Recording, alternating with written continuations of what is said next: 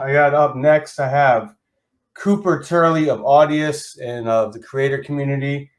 He is going to explore Web3 creator economies. Cooper, what up? Hey, what's going on, man? Thank you for having me here. Floor is yours, my brother. Appreciate it.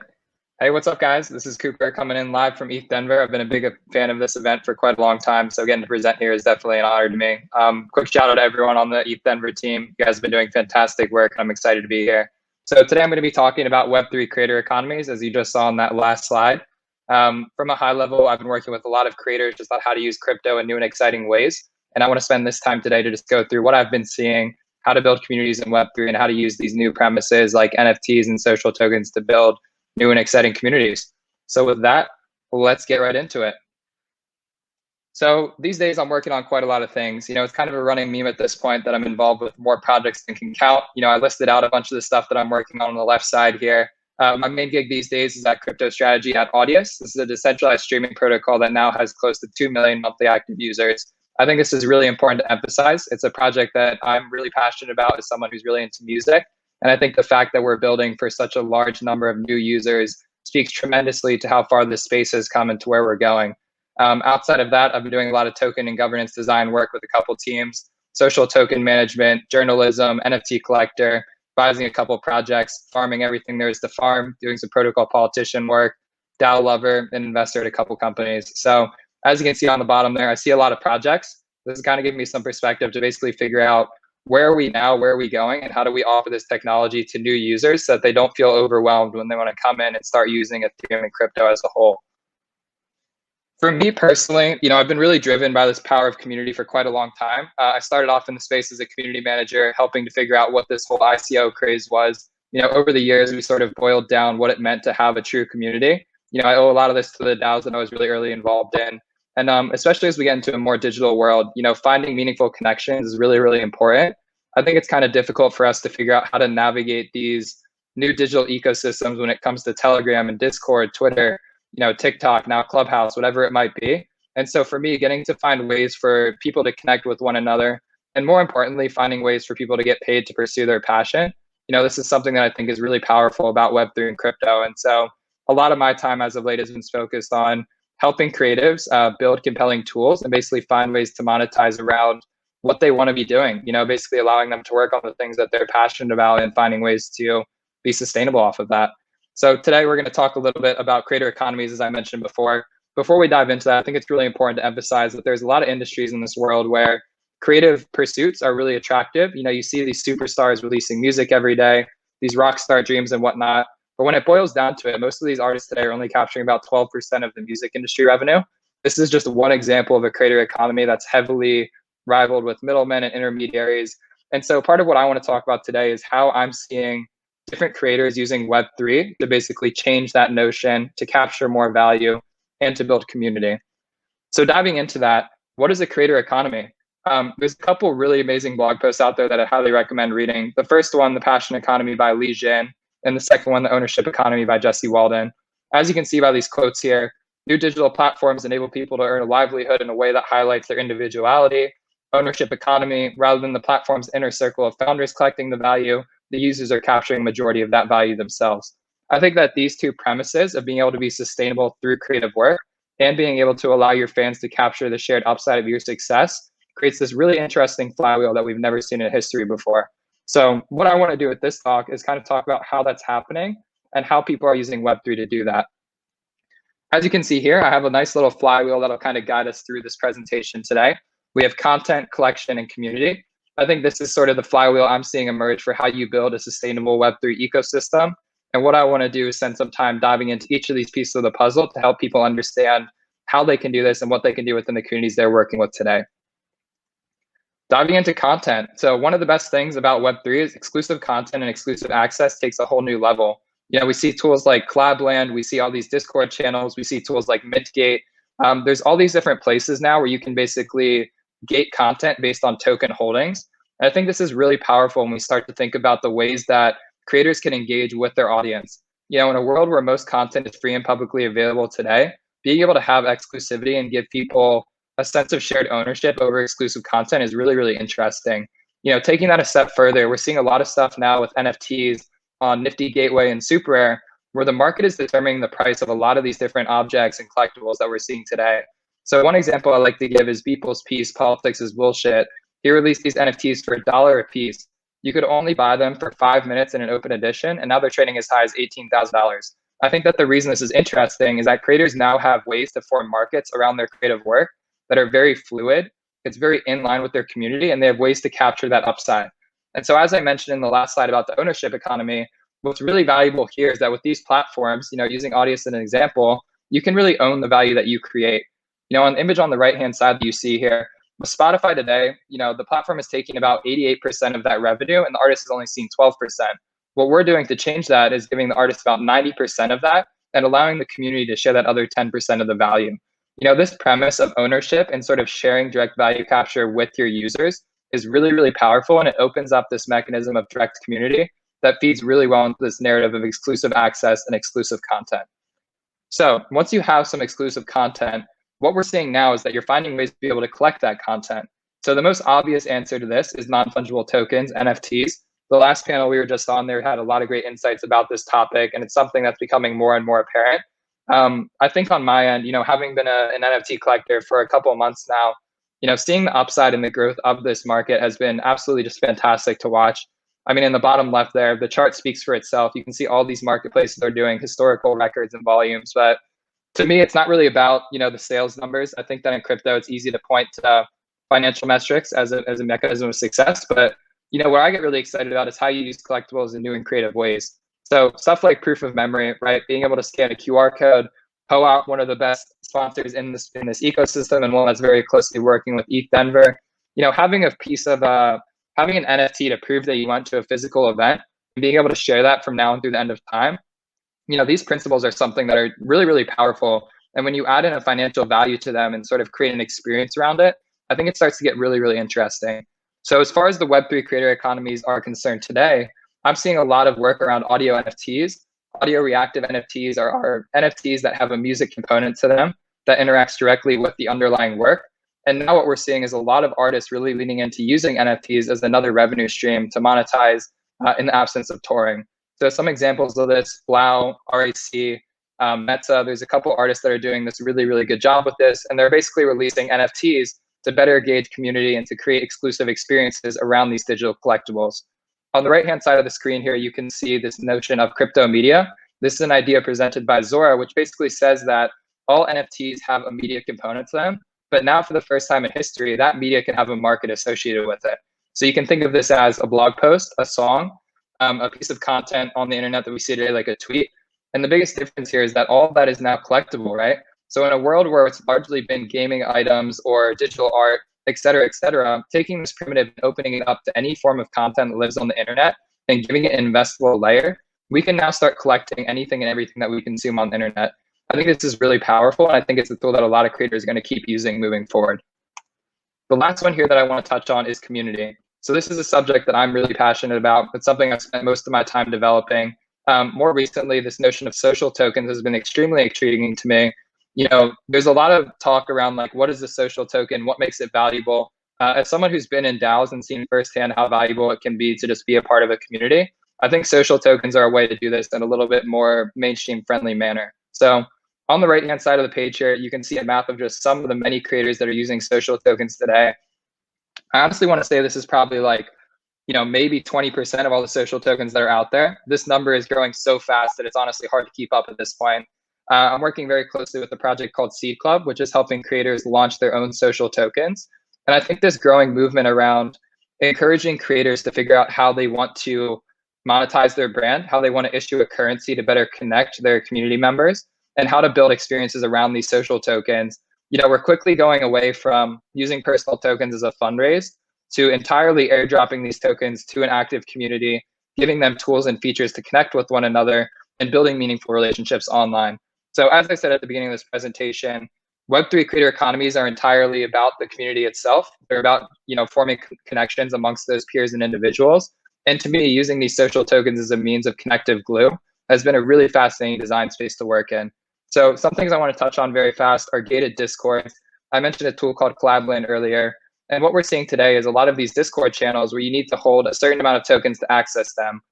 This is a great way to sort of keep the barrier high to entry to mitigate people maybe with not the best intents or just spammers from joining. And it also has skin in the game aspects to it that make these communities a lot more insightful and a lot more engaging. So one community that I'm working very closely with is called Friends with Benefits, FWB. This is a culture crypto community, and we've now seen close to 1,000 people come into that group, all holding these tokens and having these really amazing conversations around culture, the future of technology, not only the price of Bitcoin, but the trends in NFTs and social tokens, and kind of talking about the aspects of Web3 that kind of go under the radar a lot of the times. And there's actually very few discussion about price. And I think that when you start to center these creative communities around, what makes crypto special? What is it? Why am I here? Who are these people I'm interacting with? You start to see some really interesting relationships emerge.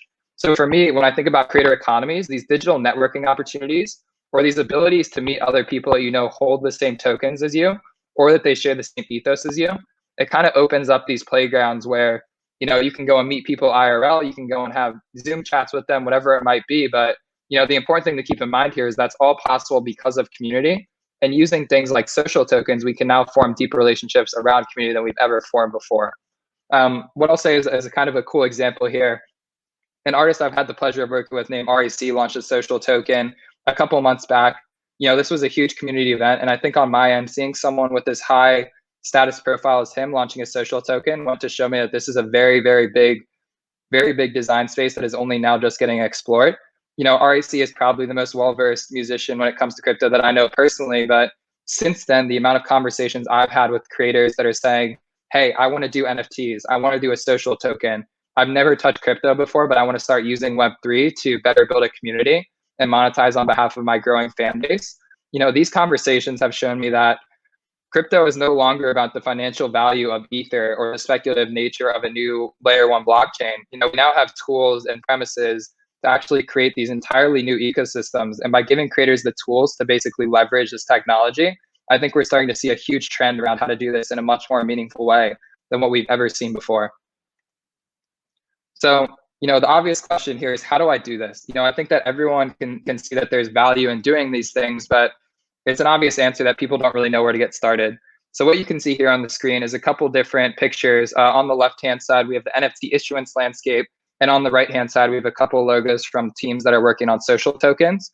And what I want to call out here is that it's not scary to lean into crypto. I think it sounds a lot more intimidating than it is. What you're really looking for are partners to hold your hand.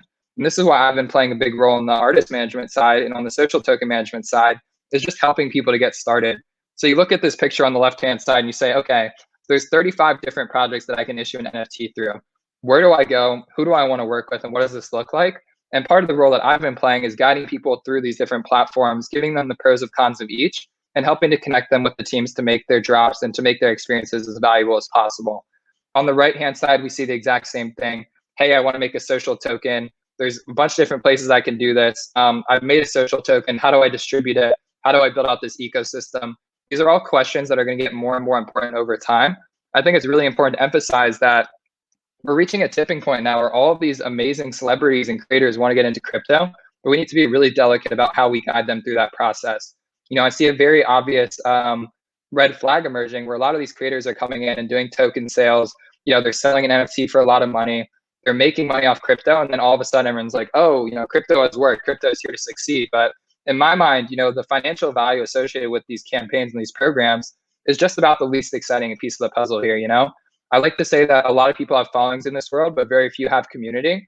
And so trying to use these tools like NFTs and social tokens to create these ecosystems around creators, I think it's really, really powerful. In the bottom right there, I've been working with some teams on integrating source credit into their Discord channels. For those who don't know, it's an amazing tool to track contributions to any social channel. And more specifically, it gives you a way to make unbiased claims over who should deserve to earn value in that community. So for example, if you have a Discord channel and you integrate source credit, you can generate an internal score and allow those contributors to earn real tokens for the value that they provide to Discord based on the parameters that you set. And so giving these fans and these community members ways to earn financial value for being an engaged member in a creator economy, this flywheel just keeps going. And what you see is people keep coming back for more. They find that they're meeting people through these communities. They're learning how to use the technology. They're doing all this cool and exciting stuff that, as we take these premises and we go beyond Discord, we go natively to platforms like Audius, we go natively to Super Rare, Nifty Gateway, whatever these platforms are, we're starting to see this Web3 creator economy become really, really important. And so what I like to say is that the tools are here today. It's definitely a little bit clunky and it definitely requires a bit of a learning curve. But for those that are willing to dive in and really give it a chance, we're seeing people making more money off of these crypto primitives today than they have off of decades of the creative work that they've done. Going back to my original point, what's amazing about crypto to me is just this notion of sustainability.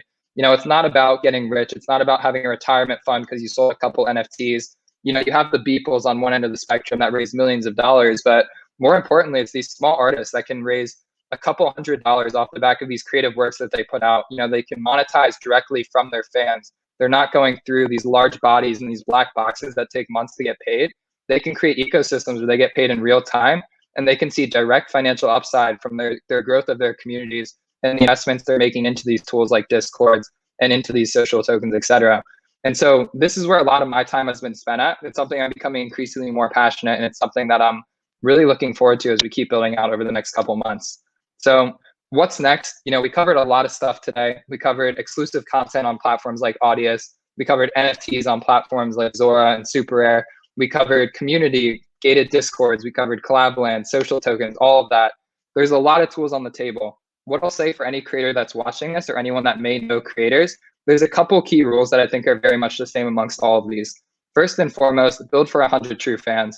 It's not about getting 1 million people in your Discord. It's not about making the biggest splash on Twitter. It's about finding those very key contributors who are going to come back and participate in each and everything you do. I think if you can find 100 true fans who are actively engaged in your community on a day-to-day basis, the rest will figure itself out. The tools are on the table to monetize, and the single most important thing you can do is build the deepest relationship possible with your community.